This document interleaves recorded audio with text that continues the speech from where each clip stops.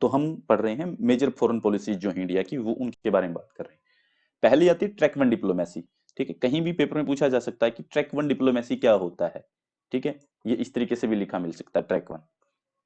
तो यहाँ पे क्या होगा कि दो देश जो होते हैं, उन दो देशों के बीच में, उन दो देशों के बीच में कभी भी आप देखेंगे तो वहां पे आपस में बातचीत जब करते हैं, भारत को अगर किसी देश के साथ में बातचीत करनी हो तो उसके कई तरीके होते हैं बात करने के। एक होता है गवर्नमेंट टू गवर्नमेंट।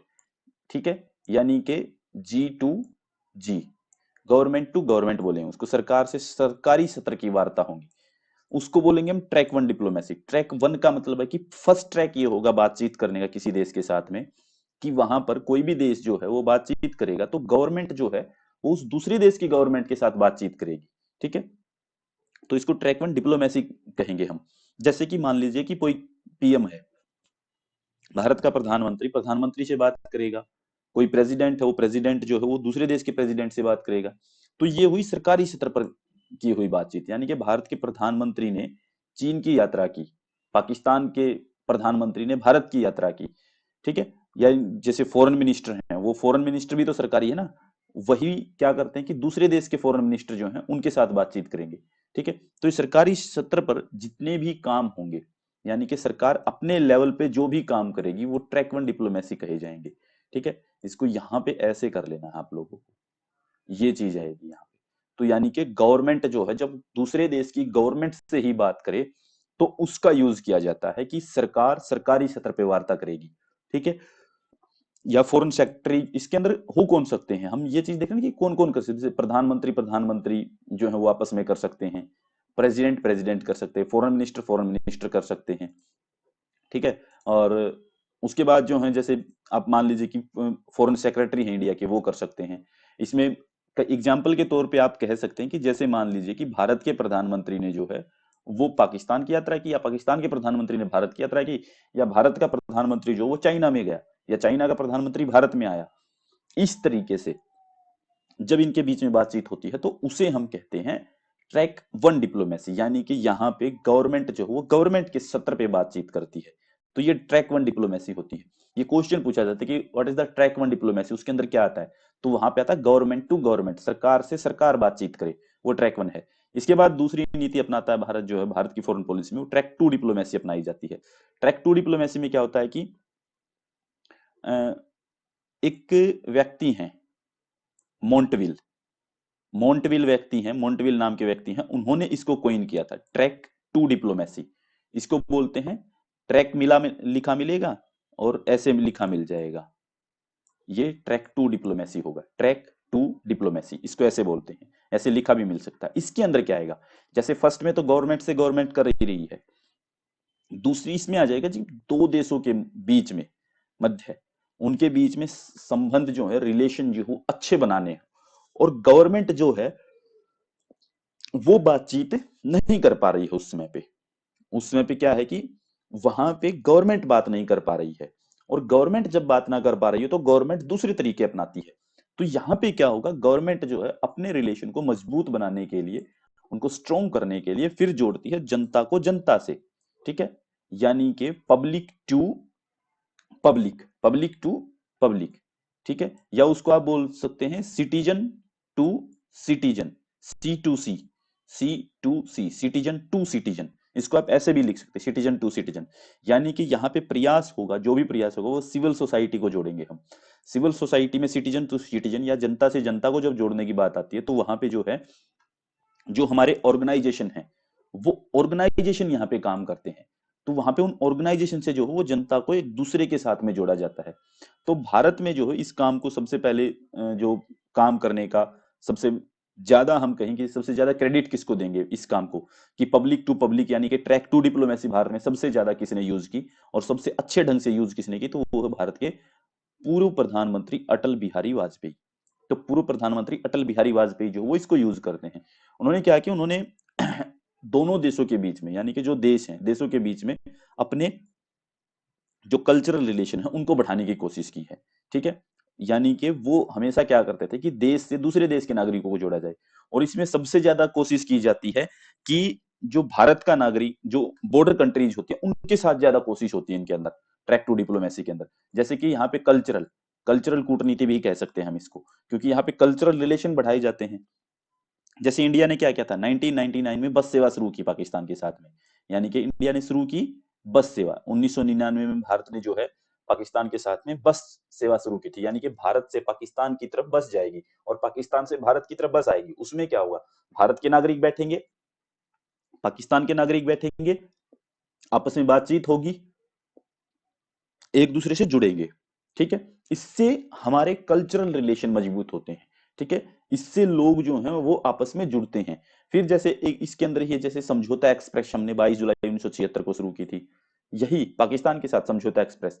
मैत्री एक्सप्रेस भारत ने बांग्लादेश के साथ शुरू की थी 2008 में, मैत्री एक्सप्रेस, ठीक है। फिर जैसे सपोर्ट्स डिप्लोमेसी इसके अंदर भी आ जाती है, मेडिकल डिप्लोमेसी आ जाती है, ट्रांसपोर्ट डिप्लोमेसी आ जाती है। ये सारी डिप्लोमेसी जो है, ये सारी ट्रैक टू डिप्लोमेसी के अंदर आती हैं। यहाँ पे कोई ऑर्गेनाइजेशन भी काम कर सकता है लोगों को जोड़ने के लिए, ऐसा नहीं है कि सिर्फ एक ही चीज काम कर रही है। तो ट्रैक टू डिप्लोमेसी के अंदर जो चीजें आएंगी वो चीजें आती हैं कि जब हम सिटीजन को सिटीजन के साथ जोड़ने की कोशिश करें, या कहें कि पीपल्स को पीपल्स के साथ जोड़ने की कोशिश करें, जिसमें हम ऑर्गेनाइजेशन का भी सहयोग ले सकते हैं, तो उसे कहेंगे हम ट्रैक टू डिप्लोमेसी, जिसको हम कल्चरल डिप्लोमेसी भी बोलते हैं, ठीक है। जिसके अंदर कई चीजें ली जाती हैं, कि स्पोर्ट्स डिप्लोमेसी की भारत जो क्या करता है कि भारत के लोगों के भारत की टीम का मैच जो वो दूसरे देशों की टीम के साथ मैच करवा सकता है। मान लीजिए भारत को जो है वो बाइलेटरल रिलेशन जो वो मजबूत करने हैं ईरान के साथ और या रसिया के साथ, तो इंडिया क्या करेगा, इंडिया जो है यहां से अपनी स्पोर्ट्स की डिप्लोमेसी यूज कर सकता है, कि हम जो है रसिया के साथ खेल खेलेंगे, हम वहां पे मैच करेंगे, और वहां पे इंडिया के प्रधानमंत्री भी बैठे होंगे, राष्ट्रपति पुतिन भी बैठे होंगे रसिया के। तो इनके बीच में फिर रिलेशन क्या होगा कि वहां से लोग आपस में जुड़े, क्यों, क्योंकि ग्राउंड बुक हुआ, ग्राउंड के अंदर आपस में लोग आए, मिले, बैठे, रिलेशन मजबूत हुए। ये यूज की जाती है, स्पोर्ट्स डिप्लोमेसी है। मेडिकल डिप्लोमेसी हो सकती है, जैसे हमने अभी पिछले दिनों जो है वो वैक्सीन डिप्लोमेसी का यूज किया था। वैक्सीन डिप्लोमेसी दुनिया भर के देशों ने, जिसने वैक्सीन बनाई, दूसरे देशों को फ्री में देने की कोशिश की। इससे क्या है कि एक देश की इमेज भी सुधरती है। तो मेडिकल डिप्लोमेसी कि हमने क्या किया कि हम अपने डॉक्टर भेज दे कहीं पे, ठीक है। हमने क्या किया कि हमने यहां से कोई ऑर्गेनाइजेशन को चूज किया और वो यहां से दूसरे देश में जाकर के अ, अपने रिलेशन बढ़ाने के लिए, देश के रिलेशन बढ़ाने के लिए वो यहां से डॉक्टर भी लेके जा सकता है, दवाइयां भी लेके जा सकता है। इस तरीके से ट्रांसपोर्ट आपको समझ में आ गया हो कि बस शुरू कर दी, रेल सेवा शुरू कर दी, जैसे समझौता एक्सप्रेस, मैत्री एक्सप्रेस, ये रेल सेवाएं हैं। बस सेवा 1999 पाकिस्तान के साथ शुरू हुई। ये पेपर में पूछी जा सकती है भाई, इसको ध्यान रखना है आप लोगों को, ठीक है। ये दोनों चीजें ध्यान रखनी है, पाकिस्तान को पढ़ाएंगे तब बता भी देंगे कि ये कब बंद हो गई थी, ये कब बंद हो गई थी, क्यों बंद हो गई थी, कारण बताएंगे वहां पे। इनको बंद भी किया जा चुका है, लेकिन आपको ये जरूर याद रखनी है इस तरीके से, ठीक है। बाइलेटरल में बताएंगे वो कैसे होती है, ठीक है। अब देखिए ये ट्रैक टू थी, पहले ट्रैक वन थी। ट्रैक ट्रैक वन में government to government, track two में जो है वो सिटीजन टू सिटीजन। ट्रैक 1.5 अब है ट्रैक 1.5। देखिए ये ट्रैक 1.5 जैसे वो ऐसे लिखी जाती थी, एक जो है वो ऐसे लिखी जाती थी, ये जो है ये ऐसे लिखी जाएगी, ठीक है। तो ये ट्रैक 1.5 डिप्लोमेसी होगी। ट्रैक 1.5 डिप्लोमेसी में क्या होगा, 1.5 डिप्लोमेसी में क्या होगा, ये दोनों जगह पे काम करेगी, दोनों लेवल पे काम करेगी, ठीक है। दोनों लेवल एक साथ काम करते हैं, कि यहाँ पे गवर्नमेंट टू गवर्नमेंट जो बात करते हैं हम, यानी कि गवर्नमेंट टू गवर्नमेंट वो भी चलती है, सिटीजन टू सिटीजन वो भी चलती है, यानी कि जो हमारी सरकारी संगठन है वो भी यहाँ पे काम करते हैं, जो ऑर्गेनाइजेशन है, एनजीओ, वो भी काम करते हैं। मतलब कि इसमें track one and track two ये दोनों को शामिल किया जाता है यहाँ पे, ठीक है। यहाँ पे जो सरकार है, सरकार से सरकार की वार्ता भी जारी रहेगी, उनकी नेगोशिएशन चलेगी, जनता से जनता की भी बात जारी रहेगी, ठीक है। यहाँ पे दोनों तरीके की कोशिशें जारी रहेंगी, यानी कि यहाँ पे जो है गवर्नमेंट लेवल के प्रधानमंत्री से प्रधानमंत्री भी मिलेगा, और साथ में जो है वहां पे ट्रांसपोर्ट डिप्लोमेसी भी यूज होगी, सपोर्ट्स भी होगी, स्पोर्ट्स भी खेलते रहेंगे दोनों देश, मेडिकल डिप्लोमेसी भी शुरू होती रहेगी, ठीक है। वो एजुकेशनल डिप्लोमेसी भी आ जाती है इसके अंदर, कि हम जो है वहां पे कोई ना कोई यूनिवर्सिटी खोल दे, इंडिया की यूनिवर्सिटी है जहां पे इंडिया के और दोनों देशों के स्टूडेंट पढ़ेंगे, ठीक है। लैंग्वेज डिपार्टमेंट खोल दे, ठीक है, कि यहाँ पे जो है उन देशों के लैंग्वेज डिपार्टमेंट खोले जाएं जो जिन देशों को हम चाहते हैं कि उनके साथ मजबूत संबंध हो। जैसे रसिया और इंडिया करते हैं, भारत में रसियन सिखाई जाती है, रसिया के अंदर हिंदी सिखाई जाती है, ठीक है, हिंदी सीखते हैं वहां पे लोग। तो ये ट्रैक 1.5 है जहां पे गवर्नमेंट टू गवर्नमेंट भी चलेगी, साथ में सिटीजन टू सिटीजन भी चलेगी, ये दोनों चीजें चलती रहती हैं, ठीक है। और जो ये सब चीजें जो हैं ये ट्रैक 1 ट्रैक 2 ट्रैक 1.5 ये डिप्लोमेसी है, ठीक है। इसके बाद आता है लुक ईस्ट पॉलिसी। इंडिया की एक पॉलिसी और है look east policy. Look east policy, look east policy के अंदर क्या होता है देखिए, तो इसको हटाते हैं, लुक ईस्ट पॉलिसी को देखिए। लुक ईस्ट पॉलिसी में है क्या चीज, लुक ईस्ट पॉलिसी में जो चीज सबसे जरूरी जो चीज निकल करके आती उसको देखिए कि लुक ईस्ट, ये इंडिया है, आप देख रहे हैं आपके सामने है बिल्कुल, आप बना लीजिए अपने पेज पे, बनाने की कोशिश कीजिए कि हमने जो है ये इंडिया बना रखा है और इंडिया को जो है इस तरीके से डिफाइन कर रखा है यहाँ पे।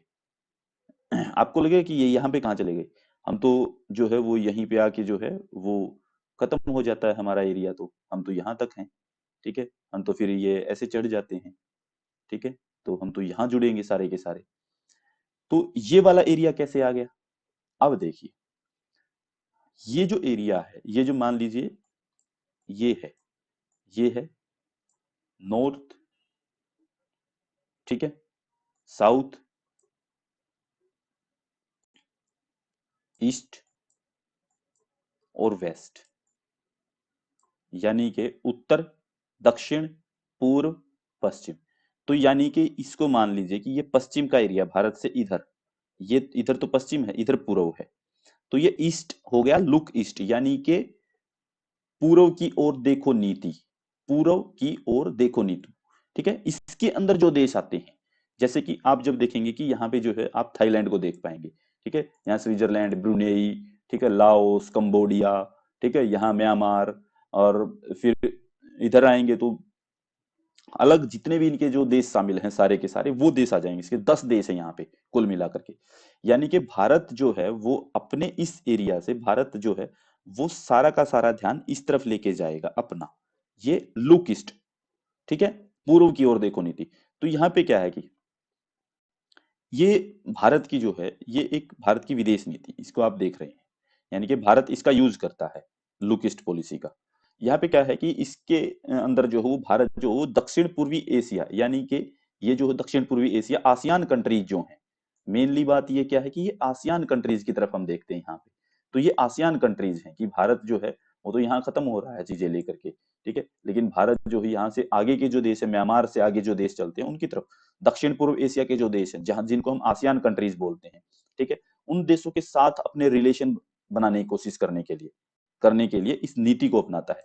ये एक बार क्वेश्चन आया था कि लुक ईस्ट का मतलब क्या है, पूर्व की ओर देखो नीति का मतलब क्या है, तो इसका मतलब है कि आसियान कंट्रीज की तरफ देखना, पूर्वी देशों की तरफ देखना, ठीक है। एक लुक वेस्ट पॉलिसी भी है अपनी, वो होता है पश्चिम के देशों की तरफ देखना, पश्चिम के देश क्या कर रहे हैं, ठीक है। तो यहाँ पे बात करते हैं, तो इसकी स्थापना जो इस नीति को अपनाया जाता है, आसियान जो कंट्रीज हैं और जो पूर्वी एशिया के जो देश हैं वो इसमें शामिल हैं, यानी कि यहाँ पे इस तरफ जितने भी देश शामिल होंगे, यानी कि भारत से इधर पश्चिम बंगाल की तरफ जब हम चलते हैं और पश्चिम बंगाल से बांग्लादेश, बांग्लादेश से फिर ये नॉर्थ ईस्ट के जो हमारी कंट्रीज हैं इनकी तरफ आते हैं, तो ये नॉर्थ ईस्ट की कंट्रीज के साथ लगने वाले देश, इनसे इधर आने वाले देश, वो सारे के सारे क्या हैं, वो सारे के सारे जो हैं वो इंडिया के नॉर्थ, मतलब कि लुक ईस्ट पॉलिसी के अंदर आते हैं। ईस्ट कंट्रीज हैं वो इंडिया की, पूर्व है दक्षिण पूर्व एशिया, ठीक है, दक्षिण पूर्वी एशिया के जो देश हैं वो शामिल होंगे, ठीक है। तो इस पॉलिसी को जो है वो 2004 में नाम बदल दिया गया था इसका, शायद 2014 में नाम नाम बदल करके एक्ट विद ईस्ट कर दिया गया था 2014 में, ठीक है। तो 2014 याद रखना आप लोगों को, 2014 में क्या किया गया, इसका नाम बदल करके एक्ट विद ईस्ट कर दिया गया। किसने बदला एक्ट विद ईस्ट, किसने कर दिया, प्रधानमंत्री नरेंद्र मोदी ने, ठीक है। आसियान कंट्रीज जैसे इसके अंदर देखो मेनली जब हम शामिल करते हैं ना यहाँ पे, उन किस किस को शामिल करते हैं हम, जो चीजें देखते हैं, देखो आपको ये जापान दिख रहा होगा, यहाँ पे ये क्यों लिखा हुआ है आप देखिए, ये जो ऊपर है ये चाइना है, ये इधर जापान कंट्री है भाई, याद रखना, यहाँ पे जो है ये जापान कंट्री बना रखा है मैप के अंदर, ठीक है। ये जापान इसके अंदर नहीं, जापान ये है भारत की विदेश नीति नहीं, नीति तो यहाँ से शुरू कर रहे हैं हम पढ़ना। ये जापान यहाँ कंट्री, यहाँ चाइना है, ये सारे देश यहाँ पे जुड़ते हैं। तो इसके अंदर लुक ईस्ट पॉलिसी के अंदर जो हम देखते हैं वो जोड़ते हैं आसियान के 10 देश, जो आसियान कंट्रीज हैं, ठीक है, उनके 10 देश। तो आसियान के 10 देश प्लस में China, Japan, south Korea plus north Korea, 1 2 3 4, ठीक है। तो ये आसियान प्लस 4 कंट्री जो हैं वो इसके अंदर आएंगी, ठीक है, वो यहाँ पे शामिल हो जाएंगी। तो इस नीति को जब शुरू किया गया, सबसे देखो 2014 में तो इसका नाम बदला गया। शुरुआत किसने की थी इस नीति की? शुरुआत की थी 1991 में पीवी नरसिम्हा राव की सरकार ने। पीवी नरसिम्हा राव की सरकार जो है उसने इसको शुरू किया था 1991 में, ये याद रखने की बात है, ठीक है। इन्होंने शुरू किया। इनके शुरू करने का जो मेन मोटिव था, इनका जो उद्देश्य था वो क्या था? वो ये था कि जो दक्षिण पूर्व एशिया के जो देश हैं वो इकोनॉमिक तौर पे काफी मजबूत होते जा रहे हैं। मतलब कि दक्षिण पूर्व एशिया के लिए आसियान कंट्रीज जो है वो एक तरीके से इकोनॉमिक तौर पे और स्ट्रेटेजिक तौर पे काफी विकसित है, ठीक है। और इसीलिए इनके साथ में जो है हम जो है अपने स्ट्रेटेजिक रिलेशन बना सकते हैं, अपने इकोनॉमिक रिलेशन बना सकते हैं। इन देशों के साथ में हम स्ट्रेटेजिक रिलेशन और इकोनॉमिक रिलेशन जो है उनको डेवलप कर सकते हैं। और चीन को क्या कर सकते हैं? प्रतिसंतुलित करने का मतलब होता है कि चीन को कंट्रोल कर ले। चीन को जो है हम कंट्रोल कर लेंगे। चीन जो है वो हमारे सामने ज्यादा मजबूती नहीं हासिल करेगा अगर हम इन देशों के साथ संबंध बनाएंगे तो इधर, ठीक है। तो जापान कोरिया को जो है हम जो है, जो जापान है यहाँ पे जो इसको चाइना के साथ लगता है, जापान और साथ में जो कोरिया देश है उसको, मतलब साउथ कोरिया देश है यहाँ पे, उसको हम अपनी स्ट्रेटजी के तौर पे देखते हैं, ठीक है। तो स्ट्रेटजी के तौर पे देखते हैं। इसके बाद क्या है कि 2014 में हनोई सम्मेलन के अंदर जो है वो अ, विदेश मंत्री, भारत की विदेश मंत्री थी सुषमा स्वराज उस समय पे। तो 2014 में हनोई सम्मेलन होता है आसियान का, हनोई के अंदर आसियान का सम्मेलन होता है 2014 में। उस सम्मेलन में जो, उस कॉन्फ्रेंस में जो है एक्ट विद ईस्ट पॉलिसी पर ज्यादा जोर दिया जाता है। तो हनोई सम्मेलन के अंदर जो भारत किस चीज पे जोर देता है? Act with east. इसका नाम बदल दिया गया था उस समय तक। तो 2014 में सम्मेलन होता है, उस कॉन्फ्रेंस होती है, उस कॉन्फ्रेंस में जो है सुषमा स्वराज भारत की विदेश मंत्री के तौर पे जाती हैं और वहां पे वो बात करती है कि हम एक्ट विद ईस्ट पॉलिसी पे ज्यादा फोकस करेंगे। हम इन देशों के साथ जो है वो ज्यादा कोशिश करेंगे रिलेशन बनाने की, ठीक है। तो ये इंडिया की फॉरेन पॉलिसी है, लुक ईस्ट पॉलिसी। इसके बारे में मेन जितनी फैक्ट थे जानने की जरूरत थी वो याद हो गए। एक बार आप लोगों को कोशिश करनी है, लुक ईस्ट पॉलिसी डालना है विकिपीडिया पे, जो भी चीज लगे आपको इंपोर्टेंट नोट कर लीजिएगा। फैक्ट, सिर्फ फैक्ट नोट करना कि क्या फैक्ट है, कहीं कोई कोई चीज जुड़ी हुई है या नहीं जुड़ी हुई, ठीक है। वैसे आगे आने वाले समय में हम करेंगे, जब आसियान को पढ़ेंगे तो लुक ईस्ट पॉलिसी भी आएगी वहां पे पढ़ने में, ठीक है। इसके बाद चलते हैं हम गुजराल डॉक्ट्रिन की तरफ। गुजराल डॉक्ट्रिन क्या कहता है? गुजराल डॉक्ट्रिन के अंदर देखिए, हमने कितना कल भी बात की गुजराल डॉक्ट्रिन क्या है। तो गुजराल डॉक्ट्रिन भी इंडिया की एक फॉरेन पॉलिसी है।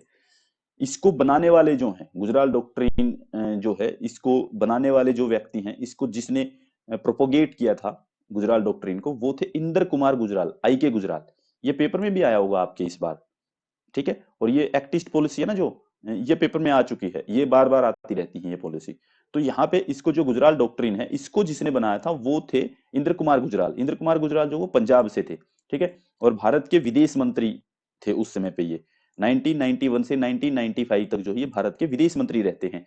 यानी कि पीवी नरसिम्हा राव की सरकार में जो है जो इंद्र कुमार गुजराल है वो भारत के विदेश मंत्री रहे हैं। और ये भारत के बाद में प्रधानमंत्री भी बनते हैं। 1996 में जो है इनको भारत का प्रधानमंत्री बनाया जाता है। तो 1996 में ही जो है ये अपना सिद्धांत, ये जो डॉक्ट्रिन है गुजराल डॉक्ट्रिन जो है, इसको देते हैं। ये अपना प्रिंसिपल देते हैं 1996 में ही, ठीक है। और इसके अंदर वो 5 बातें मेन शामिल करते हैं। मेन जो है वो 5 बातें होती हैं इसके अंदर जिनको ये शामिल करते हैं। वो क्या है वो देखिए। पहली चीज तो ये कि विश्वास, ठीक है, ट्रस्ट करना है। दूसरी चीज ये कि प्रांत। तीसरी चीज है इंटरनल इश्यूज।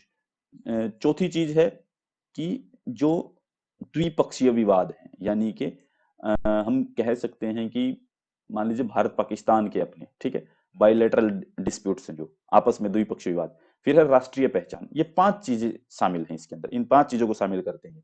इनका मतलब क्या है, ठीक है। और ये जो पूरे डॉक्ट्रिन है, गुजराल डॉक्ट्रिन जो है, ये पूरा का पूरा भारत के जो दक्षिण एशिया के पड़ोसी देश हैं, दक्षिण एशिया के, यानी कि सार्क कंट्रीज को लगा लीजिए। जो सार्क कंट्रीज हैं, south Asian regional corporation association जो है, तो ये जो अपनी सार्क कंट्रीज हैं इनके बीच की बात करता है। ठीक है, साउथ एशियन रीजनल कोऑपरेशन जो है, ये सार्क कंट्री जो है इनके बीच की बात करते हैं। ठीक है, तो इनकी बात करेंगे, ये इनके साथ हमारे रिलेशन अच्छे होने चाहिए। यानी कि जो इंडिया है, इंडिया के साथ जैसे ये कौन है, श्रीलंका है, ये बांग्लादेश है, ठीक है, यहाँ पे नेपाल है, नेपाल है, यहाँ भूटान है, ठीक है, यहाँ पाकिस्तान है, ठीक है, यहाँ मालदीव है।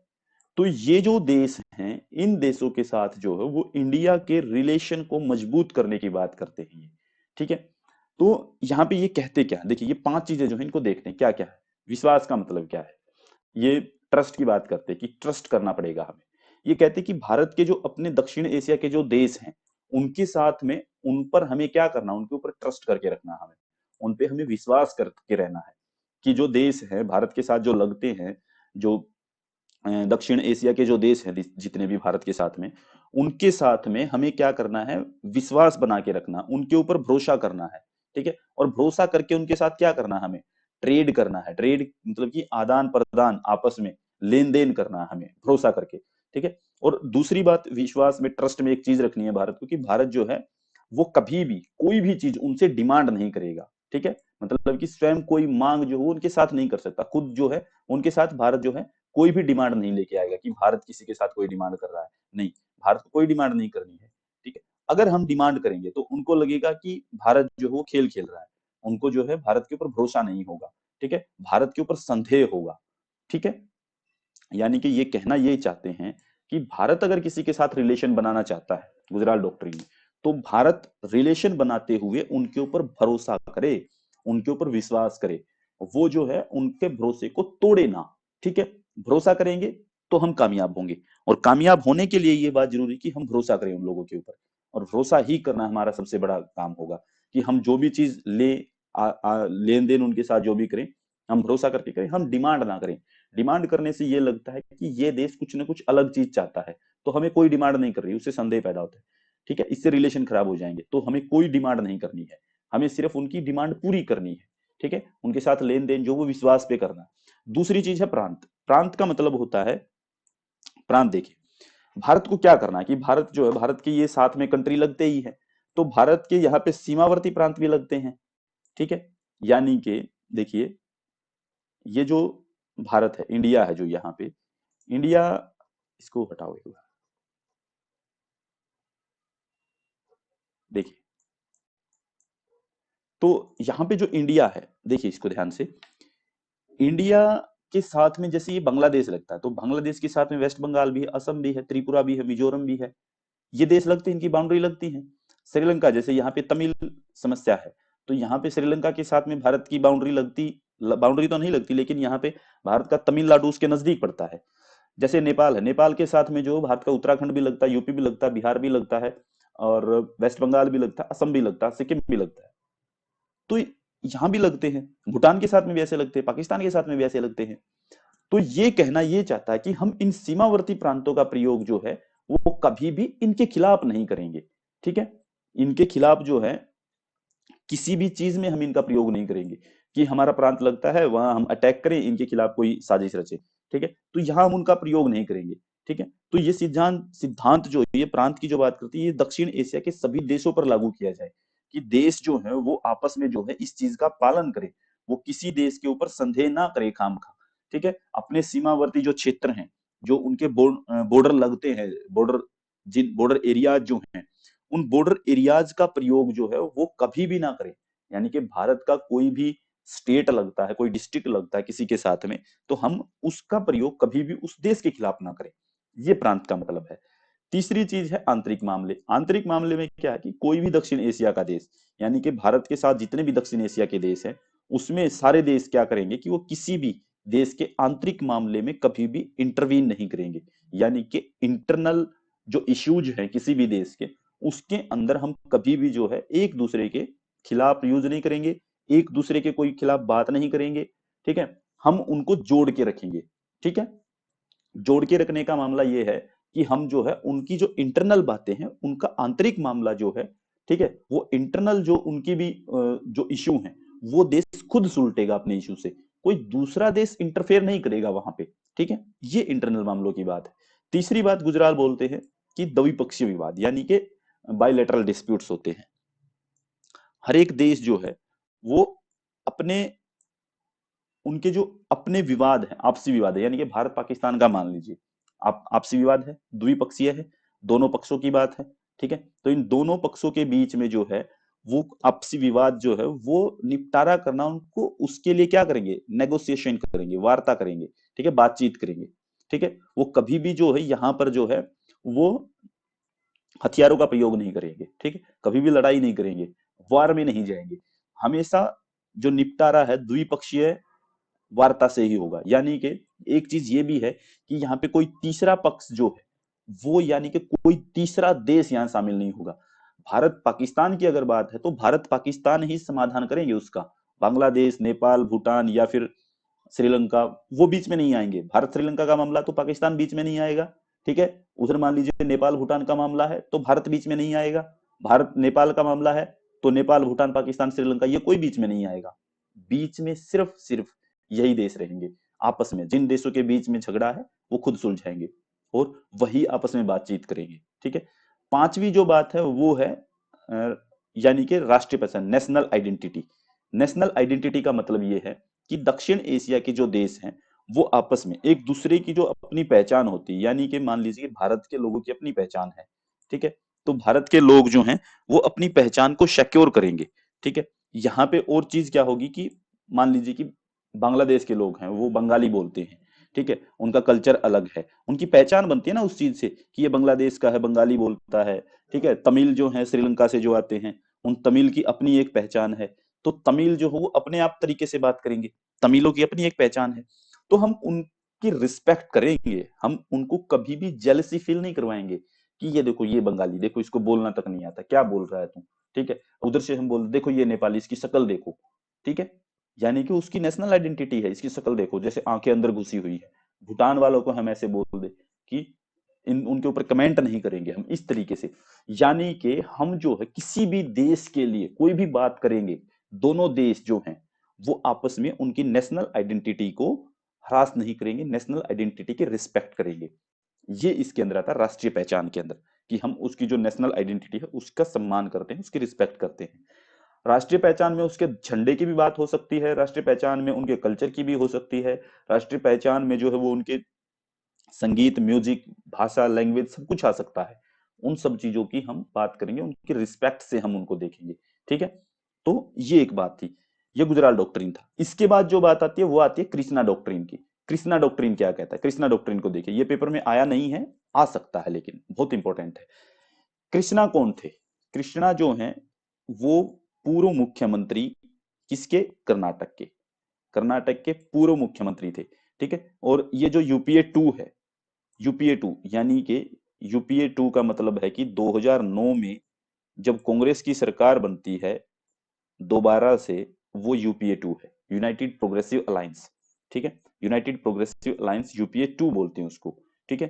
तो उसके अंदर जो ये भारत के विदेश मंत्री रहे थे, भारत के फॉरेन मिनिस्टर जो हैं वो कृष्णा डॉक्ट्रिन के अंदर जो क्रिश्चियन जो हैं वो भारत के फॉरेन मिनिस्टर थे। इन्होंने क्या किया, इन्होंने 2006 में, कृष्ण कुमार नाम है इनका पूरा, कृष्ण कुमार, तो इन्होंने 2006 में एक डॉक्ट्रिन देते हैं ये, यानी कि जब ये मुख्यमंत्री रहे हैं पहले, ठीक है, तो ये कृष्णा जो कृष्ण डॉक्ट्रिन जो है ये वो देते हैं, ठीक है। पहली वाली सरकार में तो मंत्री नहीं थे ये, लेकिन सेकंड में जो है ये विदेश मंत्री है भारत के, कृष्ण कृष्ण कुमार। तो 2006 में ये अपना एक प्रिंसिपल देते हैं, उसमें क्या कहते हैं, ठीक है। इनका ये जो प्रिंसिपल है, ये जो डॉक्ट्रिन है, ये भारत के एनआरआईज को लेकर के है।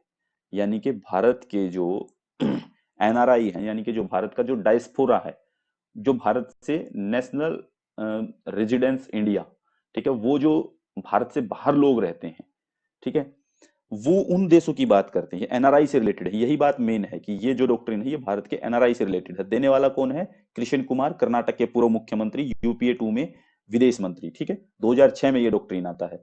तो इन्होंने जो है इसमें उन्होंने कहा कि जो भारत के जो प्रवासी भारतीय हैं, यानी कि भारत छोड़ करके दूसरे देशों में जो रह रहे हैं एनआरआई जो हैं भारत के, उनके इंटरेस्ट के ऊपर ध्यान देना जरूरी है।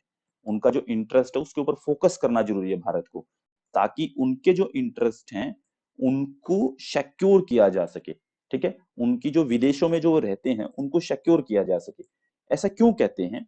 ऐसा ये इसलिए कह रहे हैं कि भारत के बहुत सारे एनआरआई जो हैं वो दुनिया भर में रहते हैं, ठीक है। भारत के एनआरआई जो हैं वो अमेरिका में भी रहते हैं, सऊदी अरब में भी रहते हैं, कनाडा में भी रहते हैं, और जो अन्य देश हैं उनके अंदर भी रहते हैं। तो वहां पे जो भारत के लिए जो भारत को रिप्रेजेंट करते हैं, ठीक है, वहां पे वो कमाई करते हैं, पैसा कमाते हैं, वो भारत में लेके आते हैं। इसीलिए वो वहां पे जब रहते हैं तो वहां पे रहते हुए जो है उनके जो इंटरेस्ट हैं उनके ऊपर फोकस करे भारत सरकार और उनको बनाए रखे, ठीक है। उनके जो इंटरेस्ट हैं उनको, उनके इंटरेस्ट को सिक्योर करना है इंडिया को विदेशों के अंदर, ठीक है। और साथ में जो है उनको भारतीय जो कल्चर है, भारतीय जो कल्चर यानी कि जो हेरिटेज है इंडिया का, इंडिया की जो विरासत है, सांस्कृतिक विरासत जो उससे जोड़ने की कोशिश करें। यानी कि उन लोगों को जो बाहर गए हुए हैं उनकी रिस्पेक्ट करनी बहुत जरूरी है। वो भारत में आए दोबारा से, भारत उनको प्रमोट करे, यानी कि भारतीय संस्कृति को वो भूले ना, भारतीय विरासत को वो भूले ना। जैसे कि आजकल आप लोग देखते होंगे ना कि हरियाणा के लोग जो हैं वो ऑस्ट्रेलिया के अंदर, अमेरिका के अंदर जो है डीजे बजा के घूमते हैं, हरियाणवी गाने बजाते हैं, वहां पे गाड़ियों में चलते हरियाणवी गाने बजा के चलते हैं। ये कल्चरल चीजें हैं कि वो इंडिया को रिप्रेजेंट कर रहे हैं, हरियाणा को रिप्रेजेंट कर रहे हैं। हरियाणा का जो कल्चर है वहां पे जैसे मान लीजिए होली फाग है, उसको मनाते हैं, बहुत धूमधाम से मनाते हैं वो, ठीक है। तो बहुत धूमधाम से जिस तरीके से वो मनाते हैं वो इसीलिए कि भारत सरकार प्रयास करती है, ठीक है, उनको मुहैया करवाती है चीजें कि आप इनको सेलिब्रेट कीजिए। तो जितने भी हमारे फेस्टिवल उनको वो सेलिब्रेट करते हैं। तो ये जो लोग हैं, ये जो हमारी संस्कृति को जोड़े रखेंगे, ये भारत की जो इकोनॉमी है उसको मजबूत करने में बहुत हेल्प करते हैं, बहुत सहायता करते हैं हमारी, ठीक है। तो एनआरआई को हम क्या मान सकते हैं? एनआरआई को गैर सरकारी राजदूत, यानी कि सरकार अपने राजदूत नियुक्त करती है, यानी कि हम जो है अपने एम्बेसडर नियुक्त करते हैं। तो हमें क्या करना है कि अपने एम्बेसडर, इनको गैर सरकारी नॉन गवर्नमेंट एम्बेसडर होंगे ये हमारे, ठीक है, नॉन गवर्नमेंट एम्बेसडर इनको कह सकते हैं, क्योंकि इनको सरकार ने नहीं भेजा है। इनको किसने भेजा है? ये जो भेजे गए हैं ये सारे भेजे गए हैं अपनी मर्जी से, ठीक है। ये पैसा कमाने गए हैं, ये पैसा कमा करके वापस भारत में लेके आते हैं, और जब भारत में पैसा लेकर के आएंगे तो उससे भारत की जो इकोनॉमी है वो मजबूत होगी, ठीक है। और ये क्या करेंगे? दूसरे काम, इन्होंने अच्छा पैसा कमाया, भारत में आए, भारत में कोई कंपनी शुरू कर दी, लोगों के लिए रोजगार शुरू करेंगे ये लोग। तो इसीलिए जो कृष्णा डॉक्ट्रिन यही बात कहना चाहता है कि इन लोगों के लिए हमें पॉलिसी बनानी चाहिए, ठीक है। एक नोट करने वाली बात यह है कि एक सिंघवी समिति बनी थी, ये आपको याद रखनी है। सिंघवी समिति जो है, सिंघवी समिति की सिफारिश पर जो है 2002 में अटल बिहारी वाजपेयी की जो सरकार थी उसने जो है वो प्रवासी भारतीय सम्मेलन जो है वो किया था। मतलब कि एनआरआई कॉन्फ्रेंस, इंडिया के देशों, इंडिया के जो एनआरआई हैं उनके लिए यहाँ पे एक एनआरआई कॉन्फ्रेंस की गई थी 2002 में। सिंघवी समिति ने जो है वो अपनी रिपोर्ट दी थी, 2001 में ये सिंघवी समिति बनती है, ठीक है, और 2002 में ही इसकी रिपोर्ट आती है। और 2002 में ही जो अटल बिहारी वाजपेयी की जो सरकार थी, बीजेपी की जो सरकार थी उस समय पे, उसने जो है ये इंडियन डायस्पोरा जो कॉन्फ्रेंस है उसको किया था इन्होंने लागू, ठीक है, एक सबमिट करवाई थी। उस वहां से शुरू होती है 2002 में अटल बिहारी वाजपेयी सरकार से, ठीक है। तो ये बात नोट करने की है। इसके बाद जो नेक्स्ट पॉलिसी आती है इंडिया की, वो आती है नेबरहुड फर्स्ट पॉलिसी। देखो ये जो चीजें बता रहा हूं ना ये बहुत इंपॉर्टेंट है, बहुत ही छांट काट के चीजें लाई गई है। पढ़ने को बहुत चीजें मिलेंगी आपको, लेकिन हमें पढ़नी वही है जहां से हम क्वेश्चन निकाल सके। तो नेबरहुड फर्स्ट पॉलिसी जो है वो देखिए, नेबरहुड फर्स्ट पॉलिसी कौन शुरू करता है? आपको ये भी याद रखना है कि किस पॉलिसी को किसने शुरू किया, ये पेपर में आती है, पूछी जाती है हर बार। और यहां से मैं गारंटी से कह सकता हूं कि ये पॉलिसी जो है, जो बता रहे हैं, कल की जो क्लास हुई थी, आज की जो क्लास हो रही है, दोनों में से एक एक क्वेश्चन पक्का लिख के ले लीजिए, ठीक है। तो भारत सरकार के द्वारा जो है वो मोदी सरकार ने जो है इसको शुरू किया था, नेबरहुड फर्स्ट पॉलिसी। इसको शुरू किया गया था, कब शुरू किया गया? 2015 में शुरू किया गया था, ठीक है। इसको क्यों शुरू किया गया? भारत के जो अपने पड़ोसी देश हैं उन पड़ोसी देशों के साथ में अपने जो रिलेशन है उन रिलेशन को हम ज्यादा स्ट्रॉन्ग कर सके, मजबूत कर सके, अपने पड़ोसी देशों के साथ में रिलेशन को ज्यादा मजबूत कर सके, ठीक है। इसलिए इसको शुरू किया गया था, 2015 में इसको शुरू किया गया था, ठीक है। इसके अंदर जो मेनली चार बातें हैं, चार बिंदु इसके अंदर जो है वो फिक्स किए गए हैं, चार पॉइंट जो हो वो मेनली यहाँ पे डिसाइड किए गए हैं, ठीक है। पहला देखिए, पहली चीज यह है कि जो हाई लेवल पे जो है हम जो है अपने पड़ोसी देशों के साथ में हाई लेवल पे विचार विमर्श करें, ठीक है। मतलब कि हम जो है अपने जो पड़ोसी देश हैं उनके साथ में एक बड़े लेवल पे बड़े चीजों के लिए बातचीत शुरू की जाए, ठीक है, उसको स्थापित किया जाए कि भारत बांग्लादेश से रिलेशन शुरू कर रहा है, तो भारत को बांग्लादेश के साथ में मिलिट्री से लेकर के इकोनॉमी से लेकर के बड़े लेवल की बातें करनी पड़ेंगी, उच्च क्षत्रिय विचार विमर्श, ठीक है। तो यहाँ पे जो इंडिया की फॉरेन पॉलिसी है उससे मजबूत होगी। दूसरी बात ये कहती है कि भारत की जो विकास की साझेदारी का जो विस्तार करना है, ठीक है, यानी कि भारत जो है वो डेवलप्ड होना चाहता है, तो भारत की डेवलपमेंट के लिए जो है उसको अपनी डेवलपमेंट को बढ़ाने के लिए इस पॉलिसी को लाया गया कि नेबर्स के साथ अगर हम अच्छे रिलेशन रखेंगे तो भारत का जो विकास है वो और ज्यादा होगा। मान लीजिए भारत को कॉटन की जरूरत है, तो कॉटन बांग्लादेश से बेहतर कहीं नहीं मिलता पूरी दुनिया में, बांग्लादेश से सस्ता कहीं नहीं मिलता, तो भारत जो है वो कॉटन के लिए किसके साथ जाएगा, इनके साथ जाएगा, ठीक है। तो यहाँ पे हमें जो है डेवलपमेंट के लिए जो साझेदारी है, जो हमें कॉन्ट्रैक्ट बना के रखने इनके साथ में, ठीक है, जो नीड तैयार करनी है, पार्टनरशिप डीड तैयार होनी है हमारे यहाँ पे, यानी कि मतलब पड़ोसी देशों को साझेदारी के तौर पे शामिल करना है, यानी कि हम उसके ऊपर काम करें, तो यहाँ पे कोई भी देश जो है उसके साथ रिलेशन ऐसे स्थापित करें हम कि वो हमारे साथ में एक साझेदार के तौर पे, ठीक है, एक सहयोगी के तौर पे काम कर पाए, ठीक है। दूसरा पॉइंट ये था। तीसरा पॉइंट ये रखते हैं कम्युनिकेशन और कनेक्टिविटी के साथ, यानी कि बेसिक स्ट्रक्चर को मजबूत करेंगे। कम्युनिकेशन और कनेक्टिविटी का मतलब ये है कि भारत जो है वो इन देशों के साथ में, जो पड़ोसी देश हैं, इन पड़ोसी देशों के साथ में रहते हुए एक काम करेगा कि इनके साथ में हम जो है वो अपने कम्युनिकेशन को मजबूत करेंगे, यानी कि बातचीत जो है वो मजबूत होनी चाहिए, कनेक्टिविटी हमारी जो है वो मजबूत होनी चाहिए कि हम जब भी मन करे तब बातचीत कर सके इनके साथ में। यानी कि कम्युनिकेशन का मतलब ये भी कि भारतीय कोई कंपनी जो है वो वहां पे जाकर के, मान लीजिए जियो कंपनी है, वहां पे जाके वो शुरू कर सकती है सुविधाएं, ठीक है। कम्युनिकेशन यानी कि कोई भी कम्युनिकेशन का मतलब ये भी होगा कि भारत का विदेश मंत्रालय जो है उनके विदेश मंत्रालय से जब चाहे एक फोन कॉल पे बात हो जाए, एक फोन किया तुरंत फोन उठाएं, इस तरीके की हमें वहां पे रिलेशन स्टेब्लिश करने हैं। दूसरी चीज की यहाँ पे बेसिक स्ट्रक्चर में क्या क्या चीजें आती हैं, बेसिक स्ट्रक्चर को मजबूत करने की बात है कि भारत जो है, जो पड़ोसी देश है, उनका बेसिक स्ट्रक्चर मजबूत करवाएगा मिल करके उनके साथ में। बेसिक स्ट्रक्चर में है कि वहां पे हम हॉस्पिटल्स खोलेंगे, हॉस्पिटल्स को मजबूती प्रदान करेंगे, वहां पे हम अपनी कंपनियां भेजेंगे ताकि वो उनकी डेवलपमेंट कर सके, वहां पे हम सड़क बनाएंगे उनके लिए, वहां पे हम पानी की सुविधाएं उपलब्ध करवाएंगे, वहां पे हम एजुकेशन के लिए स्कूल खोलेंगे। इस तरीके, इसको बोलते हैं बेसिक स्ट्रक्चर, जो बेसिक जरूरतें हैं उनको पूरा करना, इस बेसिक स्ट्रक्चर को मजबूत किया जाए, ठीक है। कम्युनिकेशन कनेक्टिविटी इसी चीज से मजबूत होगी, ठीक है, इसी के साथ में बेसिक स्ट्रक्चर मजबूत होगा, ठीक है। तो ये एक तीसरी बात थी कि तीसरा पॉइंट ये होगा कि हम नेबरहुड फर्स्ट, यानी कि पहले नेबर को रखेंगे, पड़ोसी पहले पड़ोस को रखेंगे, पहले पड़ोस की नीति बोलते हैं इसको। तो यहाँ पे पहले पड़ोस की नीति में जो है ये तीन बिंदु ये थे, ठीक है, कि कम्युनिकेशन कनेक्टिविटी को मजबूत करेंगे, उसके साथ में बेसिक स्ट्रक्चर मजबूत करेंगे, हम जो भी बात करेंगे बहुत हाई लेवल की बात करेंगे, उनको जो है पड़ोसी देशों को अपना साझेदार मान के बात करेंगे, ठीक है, उनके साथ में जो है साझेदारी के तौर पर बात करेंगे। फोर्थ जो है इंटरनल डिस्प्यूट्स जो हैं उसमें हम किसी के हस्तक्षेप ना करें, ठीक है, ना हम करें ना वो करें, हमारा आंतरिक मामला है हम सुलझाएंगे, बांग्लादेश का आंतरिक है, पाकिस्तान का आंतरिक है, वो खुद सुलझाएंगे, श्रीलंका का आंतरिक है वो खुद सुलझेंगे, हम इंटरफेयर नहीं करेंगे, हम उसका सहयोग कर सकते हैं अगर वो सहयोग मांगेगा, तो हम हस्तक्षेप नहीं करेंगे कि कोई देश के अंदर जो है वो बातचीत चल रही किसी मुद्दे को लेकर के और हम कहें कि ये बांग्लादेश गलत कर रहा है, ये श्रीलंका गलत कर रहा है, ये म्यांमार गलत कर रहा है, भारत तो उसमें हस्तक्षेप नहीं करेगा, भाई तुम्हारा आंतरिक मामला है, तुम सुलटो, हमें नहीं पता, तुम्हारे देश में कुछ भी करो तुम, हमें उससे कोई मतलब नहीं। हाँ, अगर तुम्हें लगता है कि हम आपकी हेल्प कर सकते हैं उसमें, हम हेल्प करेंगे, हम तैयार हैं, ठीक है। तो आंतरिक मामलों में हम हस्तक्षेप नहीं करेंगे, ऐसे ही दूसरे देशों को करना है।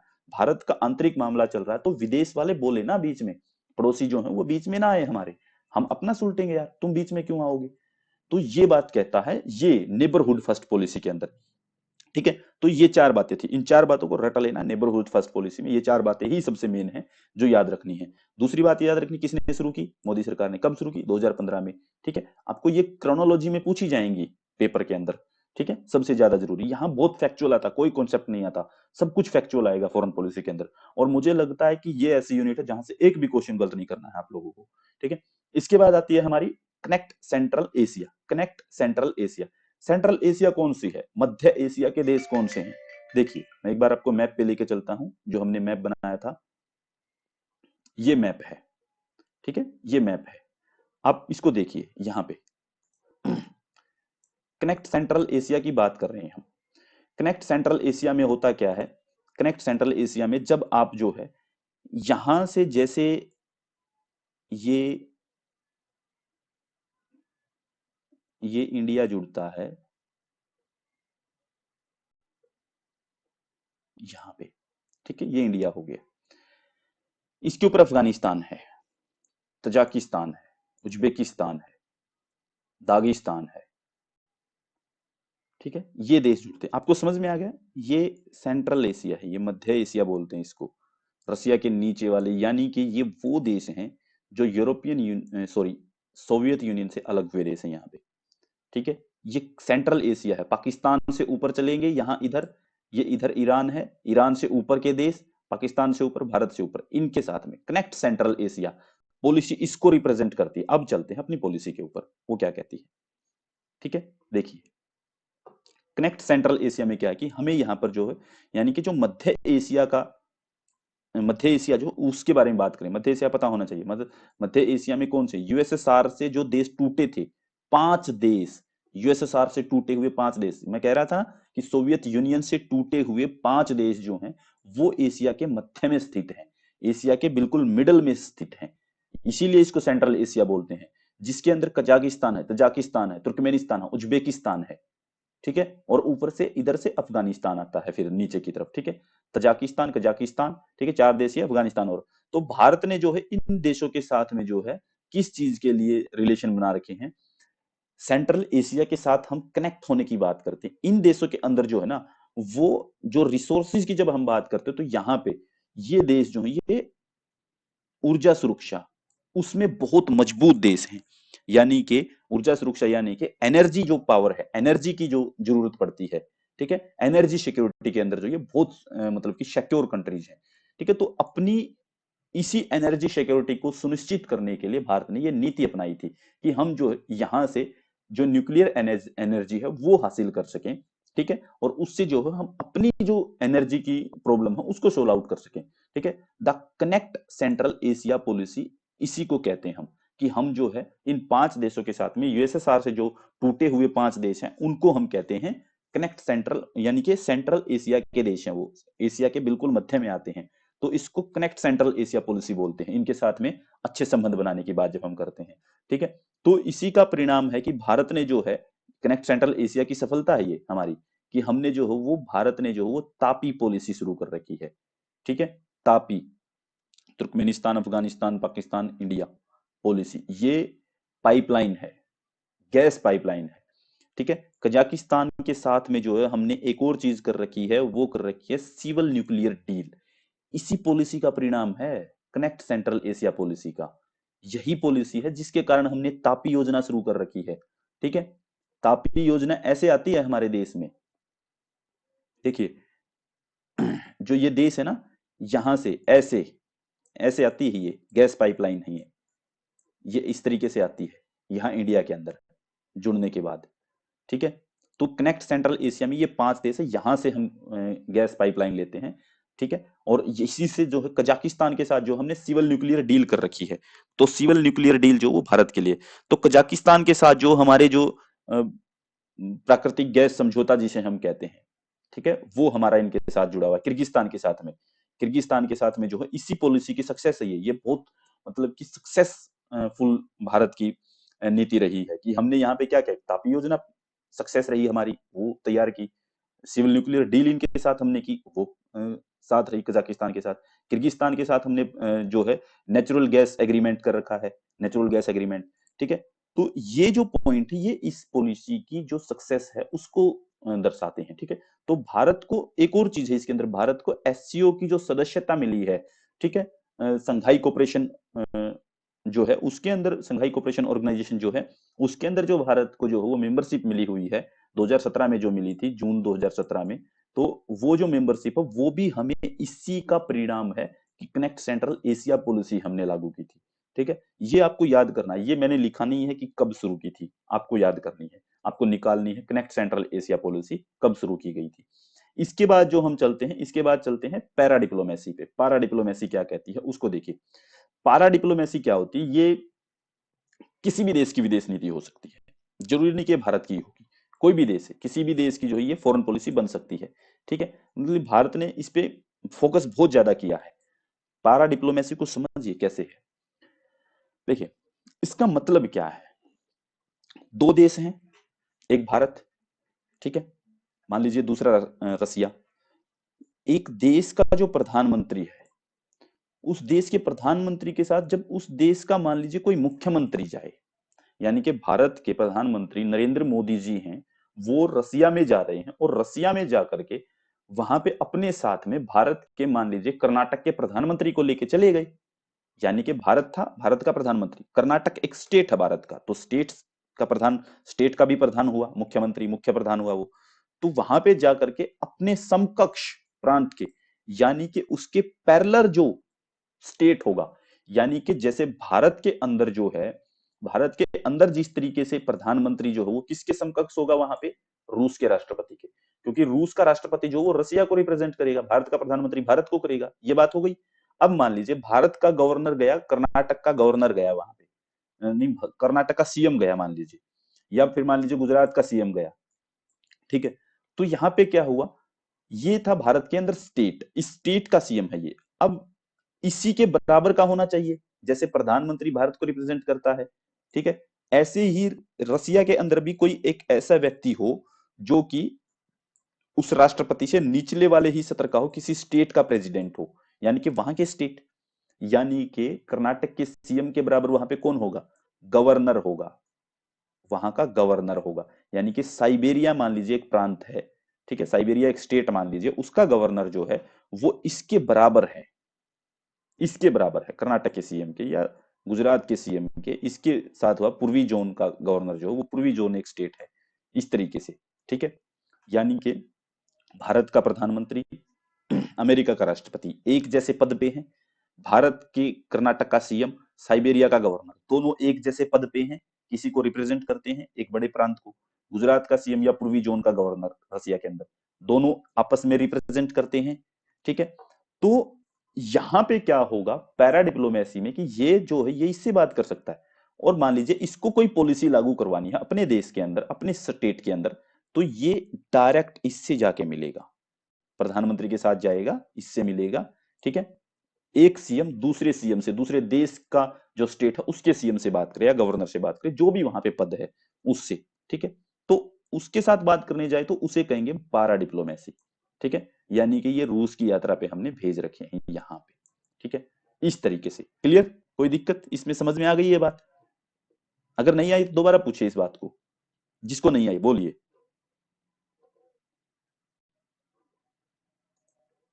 बता दीजिए अगर किसी को कोई इसमें दिक्कत लग रही है, क्लियर नहीं हुई है तो बताइए, इसको दोबारा बता देंगे। हाँ, मैंने पैरा डिप्लोमेसी बताई है कि इसके अंदर जो है ना, ये जो डेफिनेशन लिखी हुई ये सबसे इंपॉर्टेंट है कि एक देश के प्रधानमंत्री के साथ जब उस देश का मुख्यमंत्री भी जाए और वहां पे जाकर के, दूसरे देश में जहां ये गए हैं, अपने समकक्ष यानी कि अपने समान कक्ष में, यानी कि जो पद वो रखता उसी पद के, यानी कि अपने समान पावर वाले व्यक्ति के साथ में वो जो है, या उस समकक्ष प्रांत के मुखिया जो हैं उसके साथ में जाकर के बातचीत करे। यानी कि हरियाणा का सीएम जो है, मान लीजिए अमेरिका के किसी स्टेट का जो गवर्नर है उसके साथ जाके बात करे, उसको कहेंगे हम पैरा डिप्लोमेसी, ठीक है। नेक्स्ट पे चलते हैं। नेक्स्ट है हमारा look west policy. Look west policy को समझिए ये क्या कहता है। लुक वेस्ट पॉलिसी के अंदर जो है, लुक वेस्ट, अब देखिए हमने देखी थी लुक ईस्ट, लुक ईस्ट का मतलब था ये इंडिया था, इससे हम देख रहे थे इस तरफ, ये ईस्ट था, हमने वही बनाया, फिर से बना लीजिए, ये नॉर्थ है, ठीक है, ये साउथ है, ये वेस्ट है, ये ईस्ट है, ठीक है। ये हो गए, हमने देखा ईस्ट की तरफ, लुक ईस्ट पॉलिसी, ईस्ट की तरफ गए थे, तब हम जा रहे थे आसियान कंट्रीज की तरफ। अब हम जा रहे हैं वेस्ट की तरफ, देखो वेस्ट आ गया है। कई लोगों को कंफ्यूजन होगी, एक बार पेपर में आया था ये प्रश्न कि लुक वेस्ट में, लुक वेस्ट पॉलिसी में वेस्ट का मतलब क्या है। कई लोगों ने क्या किया कि वेस्ट का मतलब लगा दिया कि जो पश्चिमी यूरोप के देश हैं वो, पेपर में ऑप्शन आ गया पश्चिमी यूरोप के देश हैं वो, लेकिन वो तो नहीं है। अभी ये देखिए, ये अफ्रीका महाद्वीप है, यहां से शुरू होता है ये बनाना, आप देख लेना, ठीक है। ये अफ्रीका महाद्वीप है, यहां से ऐसे बनते बनते ये स्वेज नहर को काटते हुए यहाँ पे आ जाते हैं हम, और यहाँ से काटते काटते ये पहुंचते हैं हम इंडिया की तरफ, ठीक है। यहाँ पे ये इंडिया आ गया। इंडिया है। अब हम इससे इस तरफ देखते हैं, यहाँ पे ईरान से होते होते ये जो वेस्ट है, ये वेस्ट आ गया, यहाँ पे ये गल्फ कंट्रीज जो है, ये गल्फ कंट्री, ध्यान दीजिए, गल्फ कंट्री यानी ऑयल वाली कंट्रीज, ऑयल कंट्रीज जो हैं उनकी तरफ जा रहे हैं हम, यानी कि तेल वाली गल्फ कंट्रीज के साथ बेहतर संबंध बनाने के लिए जो नीति अपनाई जाती है, जिस पॉलिसी का हम यूज करते हैं उसको लुक वेस्ट पॉलिसी कहते हैं। यानी कि हम इसको यूज करते हैं गल्फ कंट्रीज के साथ में, ये लुक वेस्ट है। हम चीजों को देख रहे हैं कि भाई बहुत ही हाइपर होके नहीं देख रहे, हम देख रहे हैं कि अपनी इकोनॉमी मजबूत करनी है, अपने देश की जरूरतें पूरी करनी है उस तरीके से। तो देश की जरूरतें हमने देखा कि इकोनॉमिक तौर पे जो है वो ईस्ट वाले देशों से मिलकर कर सकते हैं, स्ट्रेटेजिकली तौर पे कर सकते हैं। वेस्ट में जो है गल्फ कंट्रीज हमारी इकोनॉमिक जरूरतें पूरी करती हैं, इनके साथ में जुड़ जाते हैं, क्या दिक्कत है? ईरान के साथ क्यों जुड़े हुए हैं, दुबई के साथ क्यों जुड़े हुए हैं, सऊदी अरब के साथ हमारे रिलेशन अच्छे क्यों हैं, इसराइल के साथ अच्छे रिलेशन क्यों हैं, फिलिस्तीन को हम क्यों विरोध नहीं करते? ठीक है, यही चीज है कि हम यहाँ से चीजें लेते हैं इन गल्फ कंट्रीज के साथ में। ठीक है, तो यहाँ पे इन देशों की से जो है वो भारत ऑयल का जो वो इंपोर्ट करता है। ठीक है, भारत यहाँ से तेल मंगवाता है। और दूसरी बात यह है कि लुक वेस्ट पॉलिसी मतलब ये जो दुबई कंट्री है, इराक है, कुवैत है, सऊदी अरब है, ईरान है, इनके अंदर भारत के लगभग 80 लाख एनआरआई रहते हैं। 80 लाख एनआरआई, सोचिए, ये तो 80 लाख तो मैंने 2019 में लिखी हुई बातें ही हैं, 2019 में लिखी थी ये चीजें। अब सोच के देखिए कितना हो गया होगा, लगभग 1 करोड़ लोग रहते होंगे। कोरोना के टाइम पे ये लोग जो ये इंडिया में वापस आए थे, दुबई से उधर से छोड़ छोड़ के। 80 लाख लोग एनआरआई रहते हैं, 80 लाख एनआरआई रहते हैं भारत के। ठीक है, तो इस पॉलिसी को जो है डॉक्टर मनमोहन ने 2005 में शुरू किया था। लुक वेस्ट पॉलिसी जो डॉक्टर मनमोहन ने शुरू की थी। अब 80 लाख एनआरआई रहते हैं, तो इसका मतलब है कि यहाँ की जो मुद्रा है, यहाँ की जो मुद्रा, वो कितनी मुद्रा ला सकते हैं? यहाँ पे जो जॉब करता है, कोई कोई बिजनेस करता है, कोई वैसे गया हुआ है, ठीक है, रोजगार के लिए गया हुआ है, ठीक है, कोई पढ़ने के लिए गया हुआ है, तो यहां से जो पैसा आता है वो भारत के लिए तो बहुत फायदा करता होगा। यानी कि भारत को यहाँ से इंपोर्ट करना पड़ता है तेल, तो इनको इनकी मुद्रा में भुगतान करना पड़ता होगा ना। तो यहाँ पे जो एनआरआई रहते हैं, उनसे जो है भारत पैसा लेकर के वो जो यहाँ से कमाएंगे वो उसी मुद्रा में लाएंगे इन देशों की करेंसी के अंदर। तो इन देशों की करेंसी भारत में आएगी, भारत की अंदर जब इनकी करेंसी आएगी तो भारत जो वो तेल आराम से खरीद पाएगा, भारत को जो इनकी करेंसी खरीदनी नहीं पड़ेगी। 80 लाख एनआरआई जो है वो भारत का काम करेंगे, तो बहुत बड़ा रोजगार पैदा करते हैं वो लोग। ठीक है, तो इसी चीज को ध्यान में रखते हुए कि एक तो 80 लाख एनआरआई भारत के वहां रह रहे हैं, दूसरी चीज फिर जो है वो यहाँ पे ये है कि ये सभी देश जो हैं कि मतलब कि हमें ऑयल खरीदना है। ठीक है, तो 2005 में डॉक्टर मनमोहन ने इसको शुरू किया। तो ये जो सभी देश हैं ये भारत के पश्चिम में स्थित है। भारत जो है वो यहाँ पे है, तो भारत के ये पश्चिम में स्थित है, इस तरफ, ये वेस्ट है, इस तरफ स्थित है। ठीक है, तो जो एनआरआई है, एनआरआई जो है इनके द्वारा जो है वो भारत के लिए बहुत बड़ा रोल जो है वो निभाया जाता है। तो इस पॉलिसी से जो भारत की जो ऊर्जा यानी कि एनर्जी सिक्योरिटी है, जो न्यूक्लियर एनर्जी सिक्योरिटी है, जो वो काफी बेहतर हुई है। यानी कि हमने ऑयल प्रोडक्शन किया है, तो वहां से जो है हमने यहाँ पे अपने ऊर्जा स्रोत जो है काफी मजबूत किए हैं। और एनआरआई के जो इंटरेस्ट है, इंटरेस्ट को भी जो है वो प्रोटेक्शन दी गई है इस पॉलिसी के अंदर। तो लुक वेस्ट पॉलिसी के अंदर जो है वो जो भारत का जो एनआरआई वहां पे रहता है उसको भी प्रोटेक्शन दी गई है। ठीक है, ये सब चीजें वहां पे हमने यूज की हैं। तो ये थी look west policy. Next policy जो है वो इंडिया की, वो देखिए उसके अंदर क्या होती है, soft power diplomacy. Soft power diplomacy, soft power diplomacy में क्या होता है कि यहां पे देखिए, सॉफ्ट पावर को हम किस तरीके से देखते हैं, आपको पता है ना सॉफ्ट पावर का कॉन्सेप्ट किसका है? जोसेफ नाई को याद कीजिए। तो ये जो कॉन्सेप्ट है सॉफ्ट पावर का, जो कॉन्सेप्ट है जोसेफ नाई ने दिया था, इसको कॉइन किया था जोसेफ नाई ने। ठीक है, soft power and hard power उनकी किताब का भी नाम है। तो इस डिप्लोमेसी का मतलब है कि दूसरे देशों के साथ में बेहतर संबंधों को बनाने के लिए, उनको स्टेब्लिश करने के लिए हमें जो ट्रेडिशनल तरीके थे, परंपरागत जो तरीके होते थे, उनकी बजाय हमें इकोनॉमिक एंड सोशल डेवलपमेंट पे फोकस करना है। ठीक है, तो इकोनॉमिक एंड सोशल डेवलपमेंट के लिए जो है हम दो तरीके अपनाते हैं। एक अपनाते हैं हम ट्रेडिशनल तरीका, ठीक है, दूसरा अपनाते हैं हम सॉफ्ट पावर डिप्लोमेसी। ठीक है, तो ट्रेडिशनल तरीकों मतलब कि हम इकोनॉमिक मजबूती चाहते हैं, इकोनॉमिक एंड सोशल जो तरीके हैं उनको अपनाने की कोशिश करते हैं। यानी कि इन दोनों चीजों को देखिए, सॉफ्ट पावर डिप्लोमेसी किसको रिप्रेजेंट करेगी यहाँ पे? तो सॉफ्ट पावर डिप्लोमेसी का मतलब ही ये है कि ये इनको रिप्रेजेंट करती है, इकोनॉमिक एंड सोशो डेवलपमेंट को, सोशो इकोनॉमिक डेवलपमेंट को, ठीक है। ये ट्रेडिशनल की बात नहीं करती।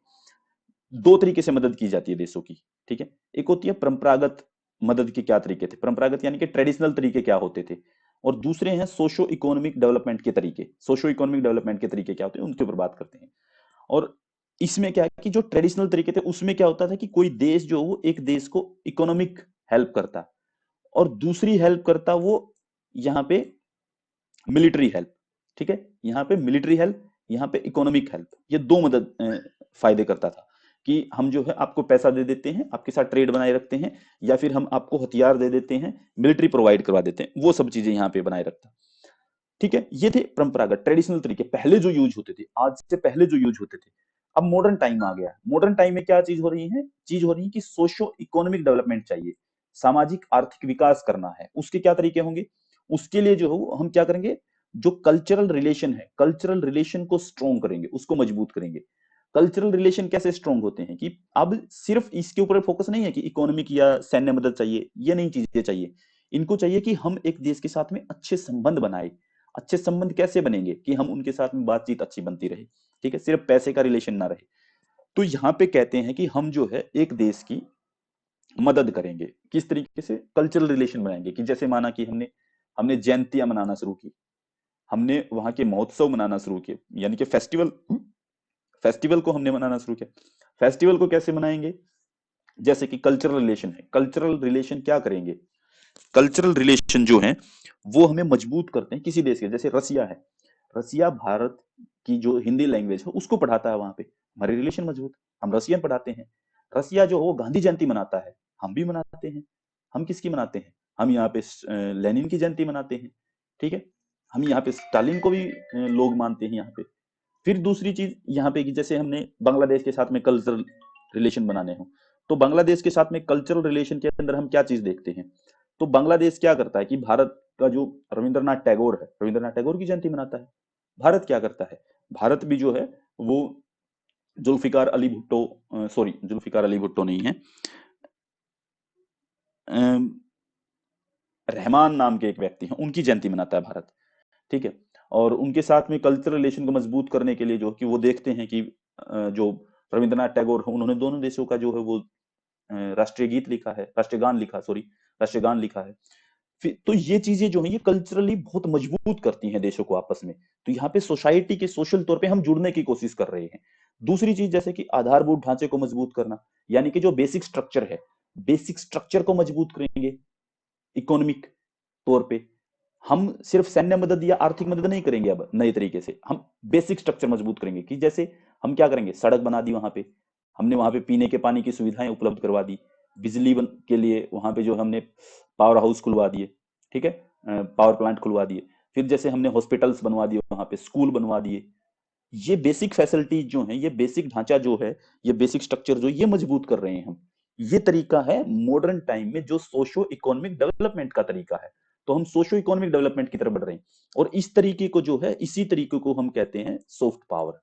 और इसी के ऊपर ज्यादा फोकस किया जाता है आज के समय पे। इसी के ऊपर क्या फोकस करते हैं हम? सॉफ्ट पावर के ऊपर फोकस करते हैं। यहीं से हम निकाल करके लाते हैं कि सॉफ्ट पावर काम क्या करती है। ओके, इसके बाद जो है, इसके बाद आता है हमारा blue economic policy. Blue economic policy, blue economic policy में क्या है कि जब हम रिलेशंस की बात करते हैं, जब हम यहां पे बात करते हैं कि, एक सेकंड, जब हम,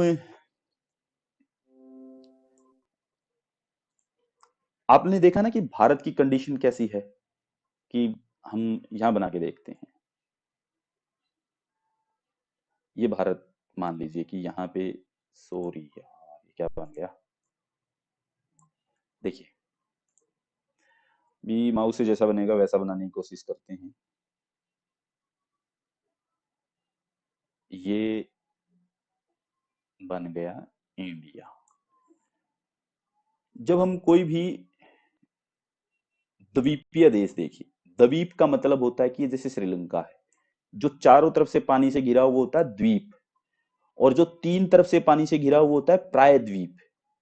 ठीक है, भारत तीन तरफ से पानी से घिरा हुआ है, एक तरफ, दो तरफ, तीसरी तरफ। एक ही तरफ खाली है हमारी, ये वाली। बाकी भारत जो है वो पानी से घिरा हुआ देश है। तो जब हम बात करते हैं द्वीपीय और प्रायद्वीपीय देशों की, उनके साथ में रिलेशन बनाने की बात करते हैं, तो उस समय पे हम ब्लू इकोनॉमिक पॉलिसी यूज करते हैं। यानी कि जब भारत अपने रिलेशन को मजबूत करने के लिए ब्लू इकोनॉमिक, जब अपने मतलब कि द्वीपीय और प्रायद्वीपीय, यानी कि जैसे Australia, New Zealand, Japan, Sri Lanka, Maldives, इन देशों के साथ में, या फिर जैसे बांग्लादेश है, म्यांमार है, इन देशों के साथ में जब भारत रिलेशन बनाए, अफ्रीका के महाद्वीप लगा लीजिए, अफ्रीका महाद्वीप के देश लगा लीजिए, इन देशों के साथ में, यानी कि ये जो द्वीपीय आइलैंड कंट्री हैं, आइलैंड कंट्रीज के साथ में, और प्रायद्वीपीय यानी कि भारत जैसे जो देश हैं जो तीन तरफ से पानी से घिरे हों, उनके साथ में जब भारत रिलेशन मजबूत करने की कोशिश करे, तो उसको कहते हैं blue economy policy, blue economic policy. इसको हम हो सकता है अलग से भी बताएं।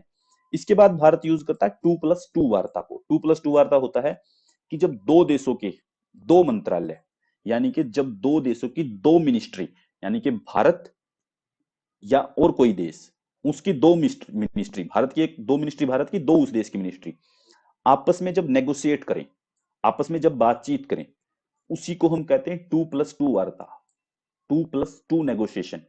ठीक है, 2+2 नेगोशिएशन वही होती है कि 2+2, यानी कि दो भारत की मिनिस्ट्री, दो उनकी मिनिस्ट्री, वो आपस में बातचीत करेंगे किसी भी मुद्दे को लेकर के। भारत जो अभी इस समय पे बात कर रहा है, जैसे कि मान लीजिए, आप कैसे मानेंगे, भारत का फॉरेन मिनिस्ट्री हो गई, ठीक है, और भारत का जो है वो एजुकेशन मिनिस्ट्री हो गई, दो मिनिस्ट्री हो गई। फॉरेन मिनिस्ट्री वहां की भी, और वहां की दूसरे देश की जो है वो एजुकेशन मिनिस्ट्री, वो भारत के साथ बातचीत करें, वो आपस में बातचीत करें। भारत आजकल जो यूज करता है ना, इसको जापान के साथ यूज करता है 2+2 को, ऑस्ट्रेलिया के साथ भारत करता है, यूएसए के साथ बात करता है, इन्हीं देशों के साथ भारत की 2+2 चलती है, तीन देशों के साथ में फिलहाल। ठीक है, तो 2+2 वार्ता भारत की इन तीन देशों के साथ में चलती है। ठीक है, और कोई नया देश जुड़ेगा वो आगे देखेंगे ये लोग। इसके बाद है नॉन अलाइनमेंट 2.0, काफी लंबी है, चलिए कर ही लेते, कोई दिक्कत नहीं है। ठीक है, 2.0 पॉलिसी भारत की। भारत की जो फॉरेन पॉलिसी है उसको तैयार करने के लिए एक थिंक टैंक होता है भारत का। तो भारत का एक थिंक टैंक है, ठीक है, फॉरेन पॉलिसी को तैयार करता है, जो 2012 में उसने अपनी एक रिपोर्ट निकाली थी। भारत के फॉरेन पॉलिसी के थिंक टैंक ने 2012 में जो है एक रिपोर्ट दी, जिसका जो टाइटल है वो था non alignment 2.0, a foreign and strategic policy for India in 21st century. ठीक है, ये जो थिंक टैंक है 2012 में जो ये रिपोर्ट पेश की, उसका टाइटल है non alignment 2.0, a foreign and strategic policy for India in 20th century. ठीक है, इसका ये टाइटल था। इसके अंदर तीन मेन बातें ली गई थी, नॉन अलाइनमेंट 2.0 के अंदर तीन बातें थी। तीन बातें क्या थी?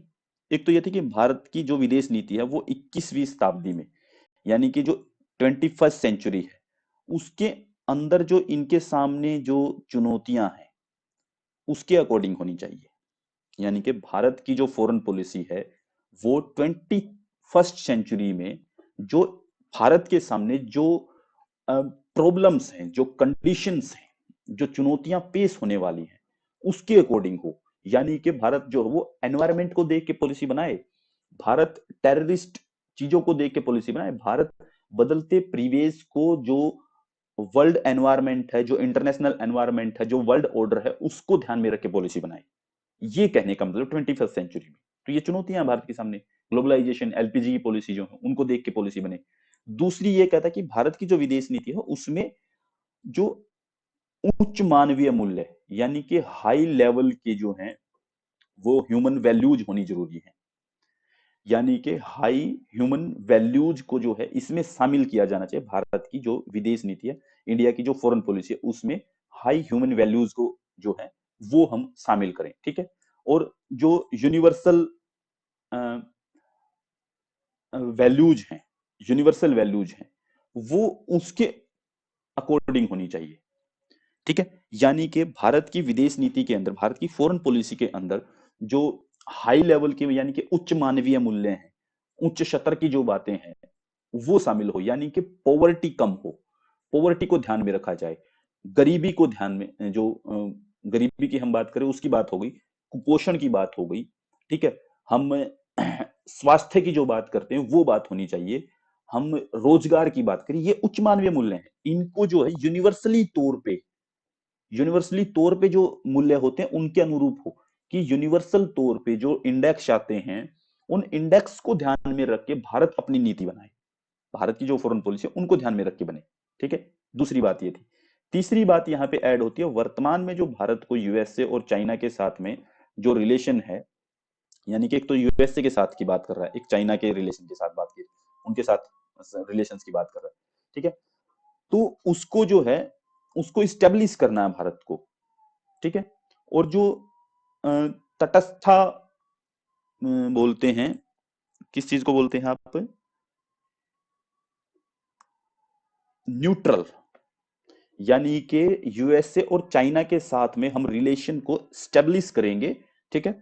और न्यूट्रलिटी की जो पॉलिसी है उसके बीच में हम यहाँ पे संतुलन बना के रखेंगे, यानी कि ये जो यूएसए है, हमें जो रिलेशन बनाने हैं आज के समय पे, हमें पता है यूएसए और चाइना जो है वो बड़ी कंट्री हैं और बड़ी इकोनॉमिक पावर है और बड़ी मिलिट्री पावर है, बड़ी स्ट्रेटेजिकली पावर है इनके पास में, इन दो देशों के पास में। तो इनके साथ जो भी हमारा रिलेशन होगा, वो जो रिलेशन होगा इंडिया का, वो सारा का सारा जो है वो कंप्लीटली हमें न्यूट्रल तौर पे बना के रखना है। हमें ना इसके साथ दुश्मनी करनी, ना इसके साथ, हमें बैलेंस करके रखना है, ठीक है। न्यूट्रलिटी की जो पॉलिसी है उसको अपनाना है और बैलेंस बना के रखना है इन दोनों के बीच में, ठीक है। ये हमारी कुछ फॉरेन पॉलिसी थी इंडिया की। एक फॉरेन पॉलिसी बहुत बड़ी है, काफी लंबी है, फॉरेन पॉलिसी के अंदर इंडिया की जो न्यूक्लियर पॉलिसी है वो वो अभी नहीं करेंगे, स्पेशल बनाएंगे उसकी